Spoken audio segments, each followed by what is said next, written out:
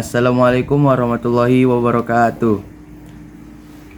Baik, perkenalkan nama saya Muhammad Ihsan Hasyim Jega. Saya dari Fakultas Dakwah dan Komunikasi dan saya dari jurusan Komunikasi dan Penyiaran Islam. Jadi saya di sini ingin menjelaskan materi tentang metode-metode pengumpulan hadis. Kita langsung masuk saja ke materi yang pertama.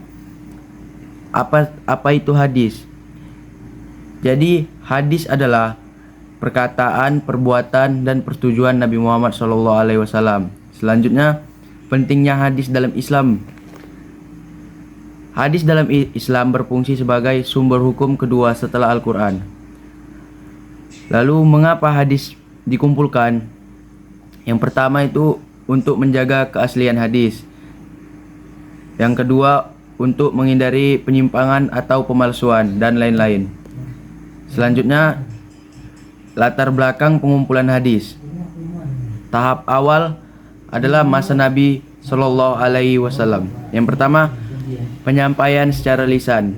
Yang kedua, larangan penulisan hadis awalnya untuk menjaga kejelasan Al-Quran. Selanjutnya, ada pada masa sahabat. Sebagian sahabat mulai menuliskan hadis seperti Abdullah bin Amr bin As, dan penyebaran hadis melalui hafalan, sanad atau rantai perawi. Kita lanjut ke slide selanjutnya. Tahapan pengumpulan hadis. Yang pertama, ada pada masa Nabi Shallallahu Alaihi Wasallam, hadis disampaikan secara lisan dan Nabi melarang mencampurkan tulisan hadis dengan Al-Quran.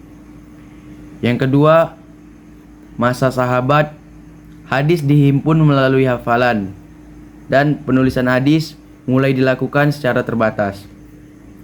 Yang ketiga, ada masa tabi'in, yaitu dengan cara fokus pada periwayatan dari sahabat dan munculnya beberapa koleksi tulisan hadis.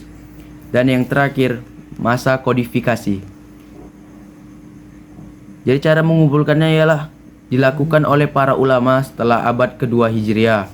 Contohnya Imam Bukhari, Imam Muslim, dan penyusun kitab hadis lainnya. Kita masuk ke slide selanjutnya. Metode pengumpulan hadis. Metode pengumpulan hadis terbagi menjadi 4, yaitu hafalan, penulisan hadis, kodifikasi, dan verifikasi sanad dan matan. Yang pertama, hafalan. Metode utama pada masa Nabi dan sahabat, sanad menjadi alat penting untuk memastikan keaslian. Yang kedua, penulisan hadis. Mulai ditulis di masa Nabi oleh beberapa sahabat. Pada abad kedua Hijriah, penulisan hadis menjadi sistematis. Yang ketiga, kodifikasi atau tadwin. Penyusunan hadis dalam kitab khusus, contoh kitab Sahih Bukhari, Sahih Muslim, dan Sunan Abu Daud. Yang terakhir, verifikasi sanad dan matan. Sanad adalah mengkaji keaslian rantai pengawi, dan matan meneliti isi hadis agar tidak bertentangan dengan Al-Quran. Selanjutnya, tokoh-tokoh pengumpul hadis. Imam Bukhari kitabnya Sahih Bukhari dan memilih hanya hadis yang sahih. Yang kedua, Imam Muslim, nama kitabnya Sahih Muslim. Ia memiliki metode yang seleksi yang ketat. Dan yang ketiga, Imam Malik, nama kitabnya Kitab Al-Muwatta, dan dia memiliki salah satu kitab hadis dan fikih pertama. Dan slide selanjutnya, pentingnya pengumpulan hadis. Jadi hadis itu penting untuk menjaga keaslian ajaran Islam. Yang kedua, bisa menjadi pedoman umat Islam dalam beribadah dan bermuamalah. Dan yang ketiga, menghindari penyebaran hadis palsu atau maudhu dan lain-lain. Kita masuk ke yang terakhir, kesimpulan. Jadi pengumpulan hadis adalah proses penting dalam menjaga keaslian ajaran Islam. Dilakukan secara bertahap, mulai dari hafalan hingga kodifikasi sistematis. Baik, kita masuk ke sesi pertanyaan atau kuis. Pertanyaan yang pertama, apa yang dimaksud dengan verifikasi sanad dalam pengumpulan hadis. A. Mengkaji isi hadis agar tidak bertentangan dengan Al-Quran.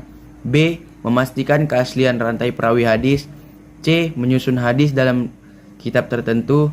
D. Meneliti relevansi hadis terhadap situasi. Dan jawabannya ya benar, B. Memastikan keaslian rantai perawi hadis.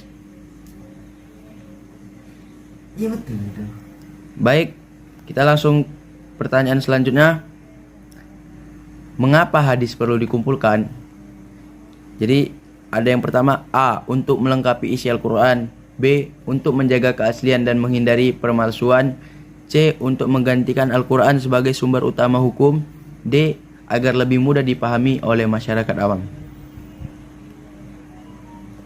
Jawabannya ialah B. Untuk menjaga keaslian dan menghindari pemalsuan. Baik, sekian video penjelasan metode pengumpulan hadis dari saya. Apabila ada yang kurang, saya memohon maaf. Kepada Allah saya memohon ampun. Wassalamualaikum warahmatullahi wabarakatuh.